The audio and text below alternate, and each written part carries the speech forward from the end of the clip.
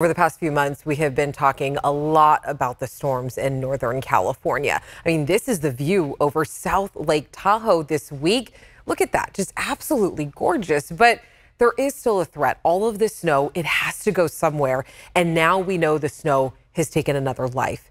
This is Jason Kassem. He was the father of two. He just died of carbon monoxide poisoning at his home in Drum 4 Bay. A snowpack collapsed, trapping him inside with the generator's fumes. And Jason and his family, they moved away from the Bay Area up to the Sierra just to be closer to nature.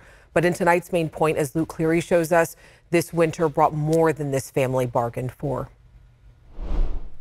Trading city life in the Bay Area for views like these. Jason Kassem made a home in the Sierra with his family last year. Jason had these beautiful sparkly eyes and just this gorgeous smile, and he loved my sister and those kids so much, just so much, and he never wanted them to want for anything, and he tried really hard up there. Sarah Marcantonio is Jason's sister-in-law. She says her sister Melissa, Jason, and two kids, Juliana and Jeffrey, had their mountain dream home. Everything was good until this California winter that's happened, that's just dumped immeasurable amounts of snow. That snow rising up to the second-story window, more danger than meets the eye.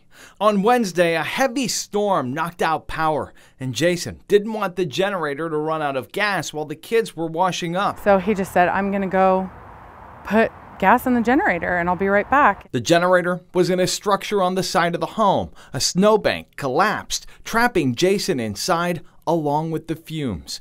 Melissa realized something was wrong. She started digging and she saw him down inside, and she went in to get him and she slid in with him. Jason was already unconscious, and Melissa found herself stuck too. The kids heard her calls for help and started digging with pots and pans.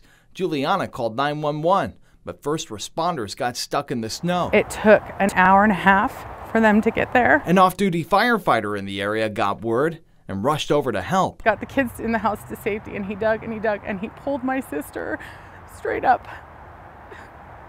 And they said there was like 10 feet of snow on top of her, and had it been much longer, she wouldn't have made it. In fact, they've all said they're shocked she's still alive, that it's a miracle that she's still alive. A miracle that these two kids still have their mother. It was too late for Jason.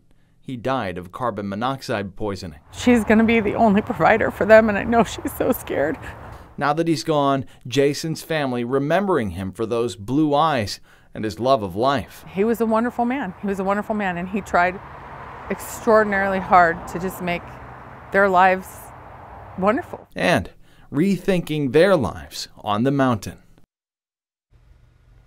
I can't even wrap my head around this devastating story. I mean, can you imagine your first year living in the Sierra, and it's one of the snowiest on record, and you've spent a lot of time up in the snow. You know, what are some of the things that really stand out to you this time around? Sure. I tell you, Alex, I've had a front row seat to this epic California winter. We've seen lots of snow and impacts, not just on people living up in the mountains, but further down the foothills. And for all of us, we've experienced rain and snow and everything in between on the roadways.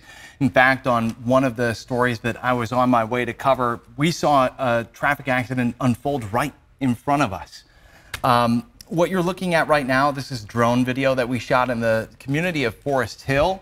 Now, this is a little ways down the mountain. This is actually in the foothills, and they tell me that in some areas they were getting 5 and 6 feet of snow. Oh my gosh. Amounts that they are not used to in that area, amounts that they have never seen before in some cases. And the reason that we were there to cover it was, unfortunately, another deadly incident that took place there. An elderly woman, we understand, was out on her porch and snow collapsed. She sadly lost her life. And so the story that we shared about the Kassem family is unfortunately the second deadly incident that I've had to cover this winter alone.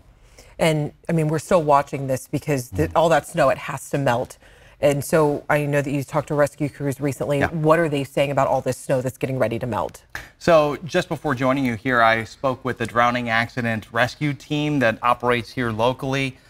We'll have more with them later tonight on Late News Tonight. But one of the things that they wanted to really stress is the fact that with all of this snowpack, all of this snowmelt coming through our area, the waterways are going to be faster, colder, and higher than what you're used to. And so you may be spending time in areas that you think you know, like Tiscornia Beach, for example, where people are used to having a nice long sandbar going out where you can just walk comfortably almost to the middle of the river.